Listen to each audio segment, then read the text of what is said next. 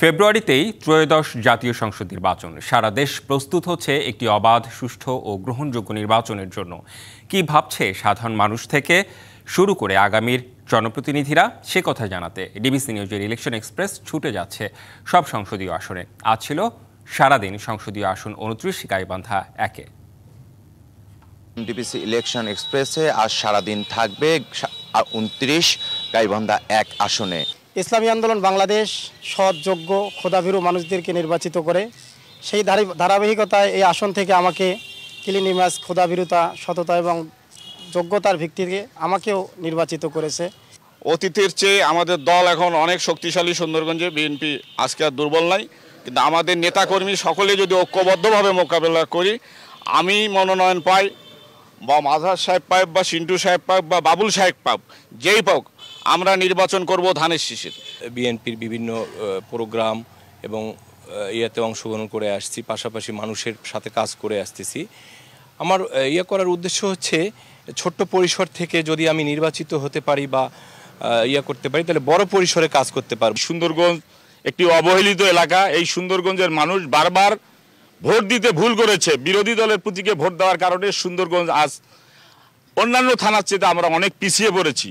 এই পিছিয়ে পড়া মানুষকে যাতে আমরা আগামী দিনে এগিয়ে নিয়ে যেতে পারি, আমি জনগণের নেতাকর্মীদের পাল বুঝতে পারি। যেহেতু আমার বাড়ি চরাঞ্চলে, চরের মানুষের আকাঙ্ক্ষা, দুঃখ দুর্দশা আমি উপলব্ধি করতে পারি। তাছাড়া দলীয় নেতাকর্মীদের ভালোবাসা, শ্রদ্ধা, সম্মান আমি তাদের কাছে ভালোবাসি। সংসদ নির্বাচনে যদি আমাকে মনোনয়ন দেয় ধানের শীষ প্রতীকে, তাহলে আমি আমার এই ইউনিয়ন সহ 15টা ইউনিয়নের জনগণকে নিয়ে, নেতাকর্মী নিয়ে আমরা একটা বাংলাদেশ জাতীয় দলকে একটা সিট উপহার দিতে পারবো। যদি আমাকে মনোনয়ন দেওয়া হয়, তাহলে তারা অত্যন্ত সুদূরপ্রসারী যে আশা সঞ্চার একটা পেয়েছেন এই 2026-এর ইলেকশনে, যে বাংলাদেশ জাতীয়তাবাদী দল এই সুন্দরগঞ্জ আসন থেকে কখনো একজন ধানের শীষের এমপিকে আমাদের উপহার দিতে পারে নাই। আমি আশাবাদী যে সুন্দরগঞ্জের তৃণমূলের মানুষ গণ অধিকার পরিষদের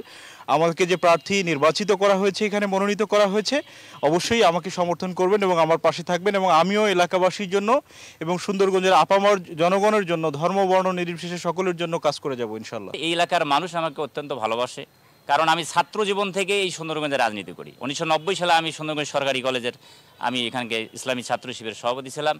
তখন থেকেই এই এলাকার মানুষের সাথে আমি মিলেমিশে আছি, রাজনীতির সাথে আছি, মানুষের জনকল্যাণমূলক কাজে আমি এখানে আছি। নিজের তরফ থেকে যতটুকু পেরেছি মানুষের সেবা করার জন্য। বন্যার সময় ত্রাণ দিয়েছি, শীতের সময় কম্বল, শীতবস্ত্র বিতরণ করেছি। এই চলমান অবস্থায় দেখেছি যে 29 গাইবান্ধা 1 সুন্দরগঞ্জের মানুষের ভাগ্য উন্নয়নের জন্য একজন পার্লামেন্ট মেম্বার ভালো হওয়ার দরকার।